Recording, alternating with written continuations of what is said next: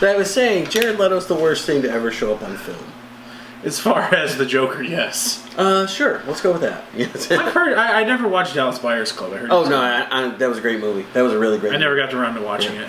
It was one of those things that's uncomfortably good. And you're like, oh wow, I feel bad for the person that this is like truly about. But I've heard Jared Leto was really good in that.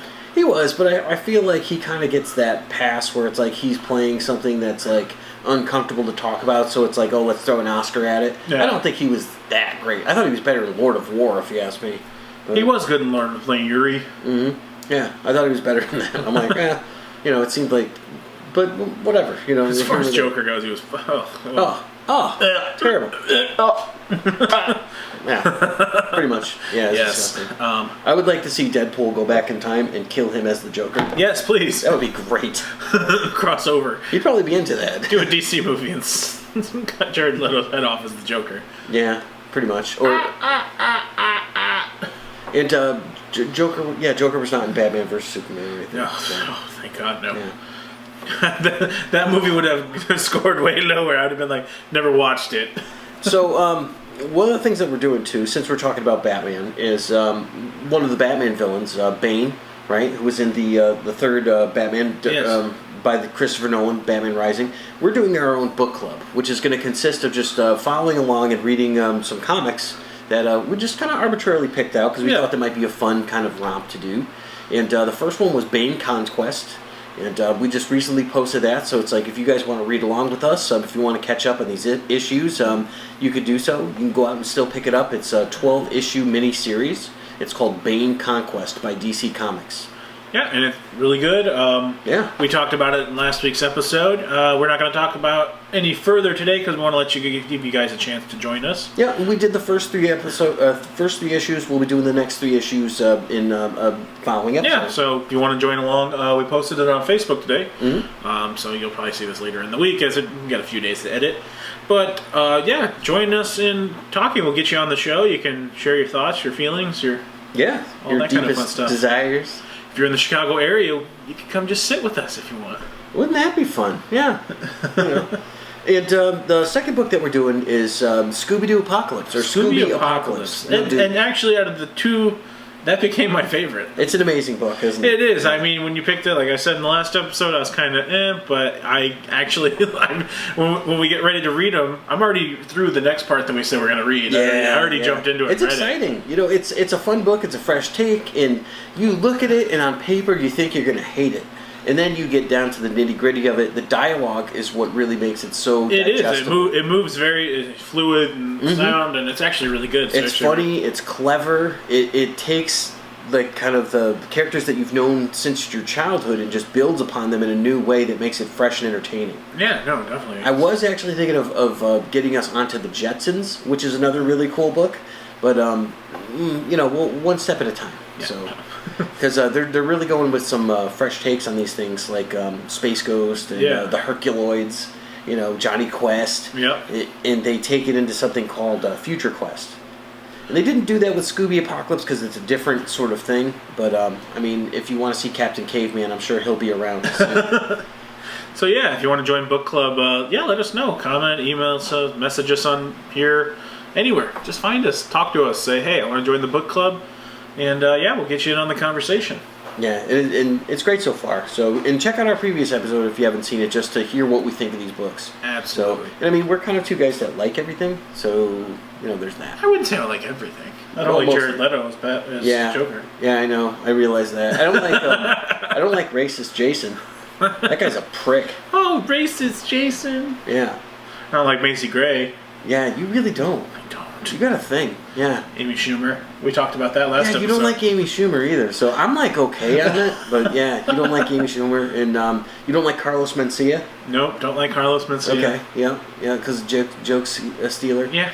I feel guilty about this, but I never liked Gary Shandling. Yeah, I was never a huge Gary Shandling fan. Yeah, I always thought I'm like, wow, that guy's not funny. Yeah, there's definitely some people that gotten famous, and I'm like, I don't know how. T.J. Miller.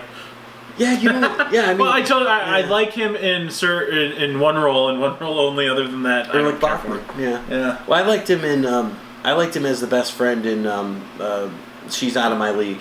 or Out of Your League. Yeah, you mentioned that. I like him in that. I thought he was pretty good. He had a band that was a cover band of Hall & Oates, and all they did was Hall & Oates band, like stuff, like music. I thought that was kind of funny. So, and he's kind of quirky and yeah. He's not everybody's taste. I get it. You know, everybody has their people they don't care for. Yeah. So we don't like everything. No, but we like most things. But we do like most things. We do. Like I don't like Thor.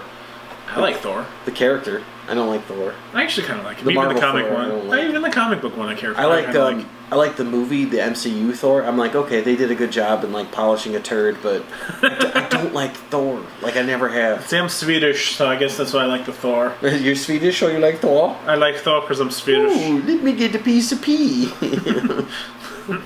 Take that back, or I'll take you to IKEA and I'll show you my people. Turn him into the Swedish, the us meatballs. We go to the furniture section and the doors open like that, and it's a secret room for just the Swedes. It's like an Iron Maiden, but it's made with pressboard.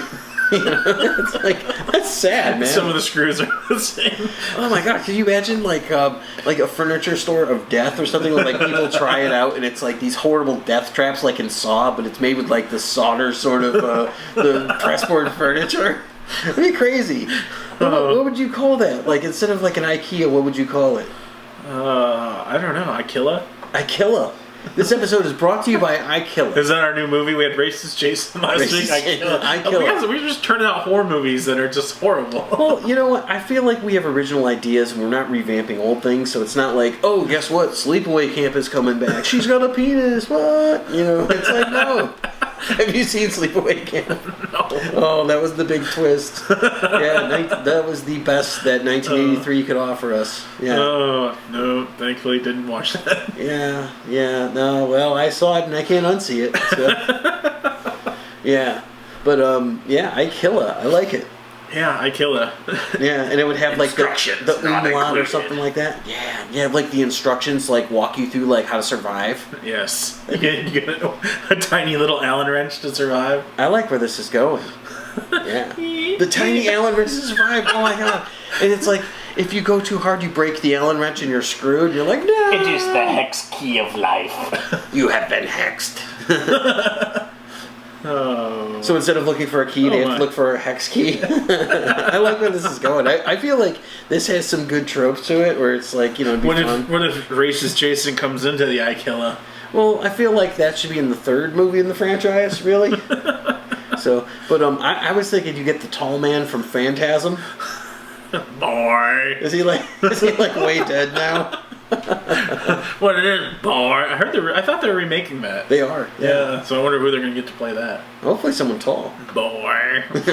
Probably gonna be like some guy like, "Hello, boy." One of my favorite things about that, I want to say it was like Phantasm 3, and it's like this woman had nunchucks, and she was like fighting off the globe with nunchucks, and I'm like, yeah, that's what I want to see. That was awesome. So, Ikilla. Coming to a theater near but how cool would that be if they like decide to fight back, but you've got to fight back by fashioning weapons with IKEA furniture? Can you imagine? It's like, so someone makes like an axe and it's out of like a chair that's like stuck on a broom handle or something like that, and like hex keyed down. That'd be insane, man. Yeah. You could make a movie out of it if it hasn't been done already. Yeah, I agree. Simpsons did it. Worst idea ever. Okay, so join book club if you want. Moving on from book club, we got the challenges are back, and again, because we're kind of recording this video real close to the last one, we're not going to jump into a new one yet, so we're going to keep the polls open on the last one. Uncle Traveling Nick versus Danny Glover for best mustache. With a mustache. Yeah, Uncle Traveling Matt versus Riggs, was it? Yep.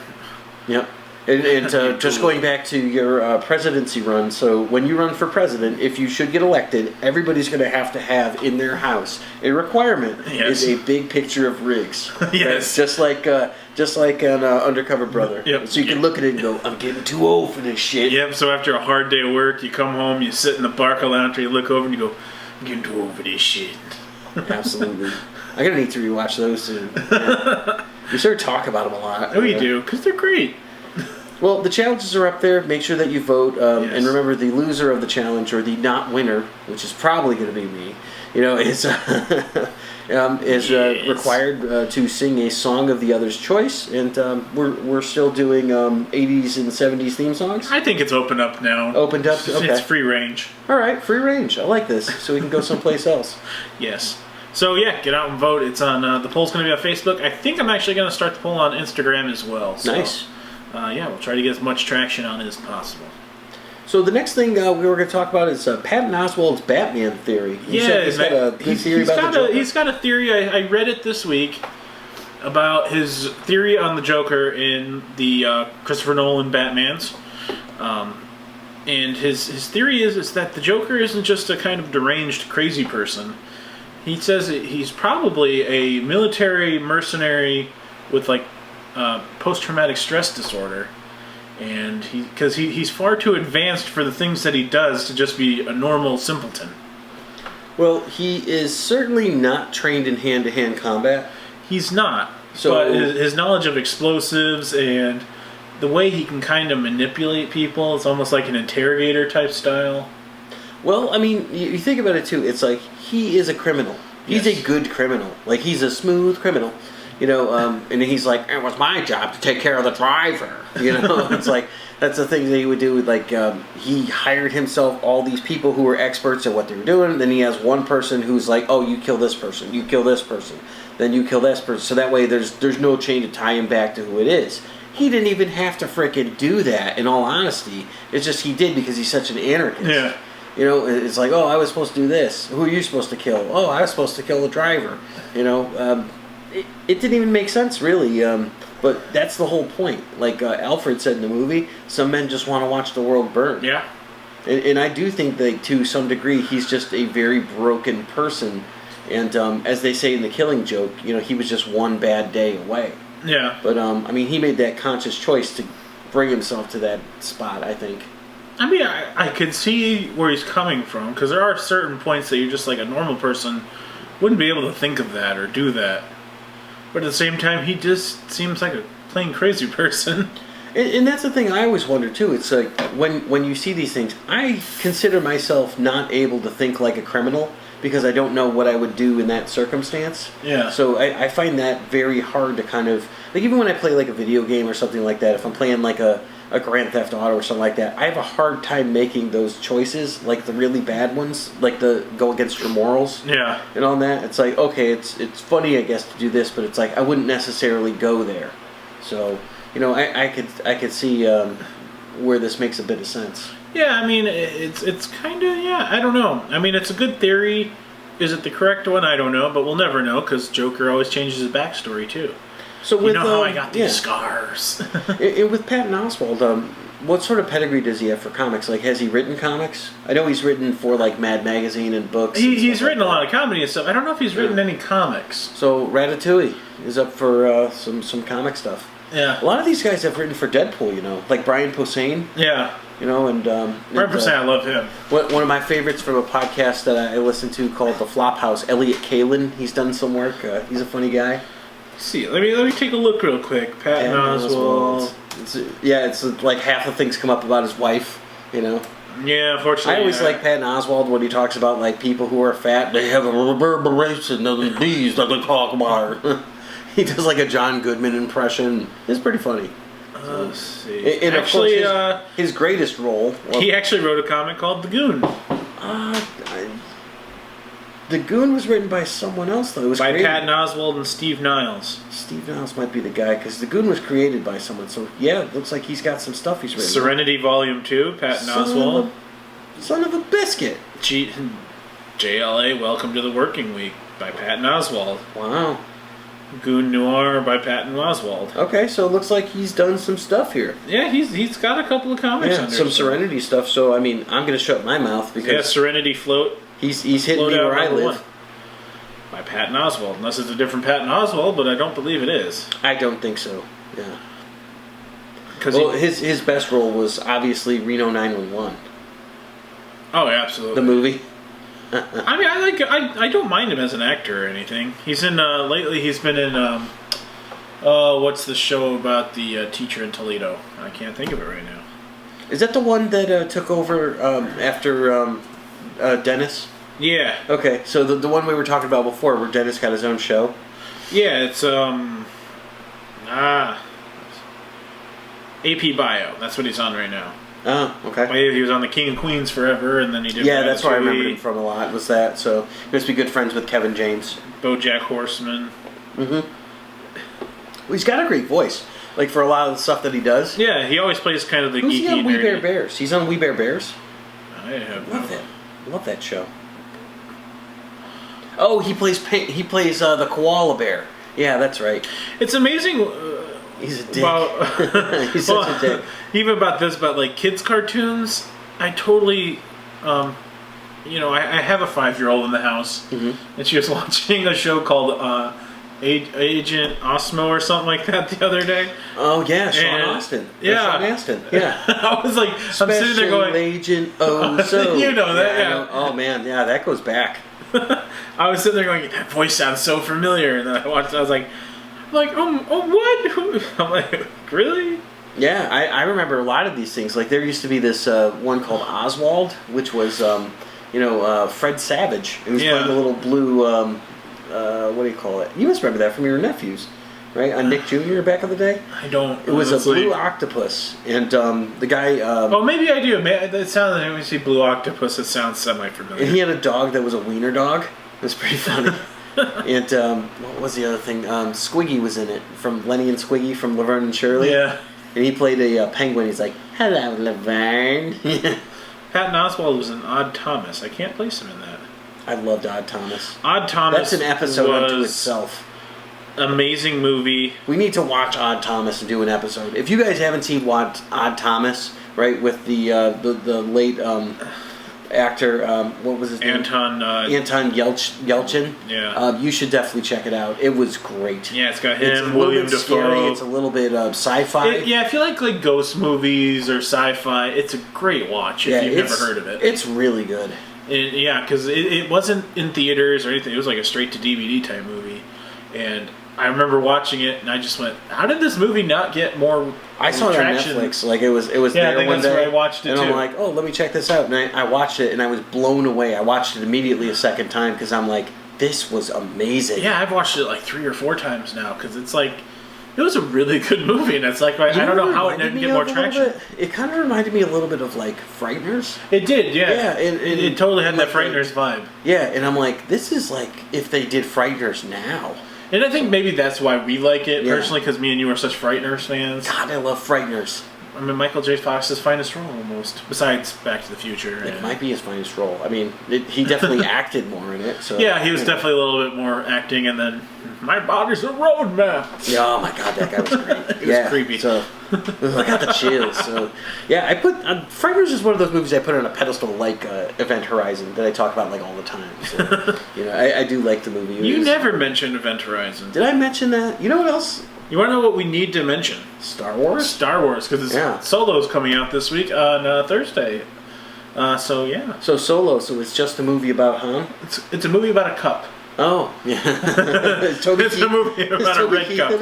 Yes, that's the theme song. Red Solo Cup. I fill you up. That's all I know. Next week's episode dedicated to Solo. We're just going to stack cups for an hour. Yeah, we're going to do that. We're going to sing Cups by... oh God! I hope it don't lose the challenge now. Oh, that's the challenge right there. That's terrible. The loser has to sing the Cup song from what's the movie with the girls? That was Pitch Perfect. Pitch Perfect, yes. With Fat Amy and all that. So, so yeah, the loser has to do Cups from that. Oh, that's terrible. So what are we talking about? The look on your face right now, you're like, I so have to sell this. I feel challenge. so deflated. He's gonna go out and buy votes. Yeah, I'm gonna have to. I'm gonna have to phone Russia to get like some tampering or some shit. He's gonna make some calls to Turkey. Oh yeah, hey Turkey, if you're watching, then this is already number one show. So Patton Oswalt came back in one of our favorite things, Mystery Science Theater 3000, in which the new episodes he plays kind of the Frank character. Yeah. So, but they don't do much. He's just like he calls out the commercials. Yeah, he doesn't really do much. Yeah. Yeah. So it's he was in funny. Blade Trinity? I guess he was. And I know he was in To Serve and Protect. Yeah. He was that where he was making fun of the girl. Or Observe and Report, that's what it was. Report. I watched that recently, like last week. That was funny. Nature Calls, that was funny. There's a lot, Nature Calls was a bit. There's a lot of movies that they say he's in, and I'm like, I don't remember him in this movie. Yeah, no, I mean, he's pretty prolific. He's been around for a while. Taxi, Jimmy Fallon's like first movie, Yeah, and I mean, he's never gotten better. No. I mean, he was good in Fever Pitch, and I don't know if everybody else likes that as much as I do, because I'm a Boston Red Sox fan, so, because I'm from New England, and, you know, I like good baseball, so sorry if you're a Cubs fan watching this. I'm a Diamondbacks fan. I'm from Arizona. I mean, that doesn't make it much better. But you did beat the Yankees in the World Series, We so, did. you know, and I know we have Yankees fans out there, and I know we have a Dodgers fan out there. Shout out to my boy down there in Alabama. But A Dodgers fan from Alabama. yeah, he knows quality National League baseball. So, you know. I'm a Diamondbacks fan. We don't like the Dodgers. I imagine you They're don't. from California. Yeah. Yeah. You also don't like paying for talented people in pitchers. Hey, we are been on the killing this year so far. Oh, yeah, because you beat the Padres? No, we won like 10 in a row. Wow.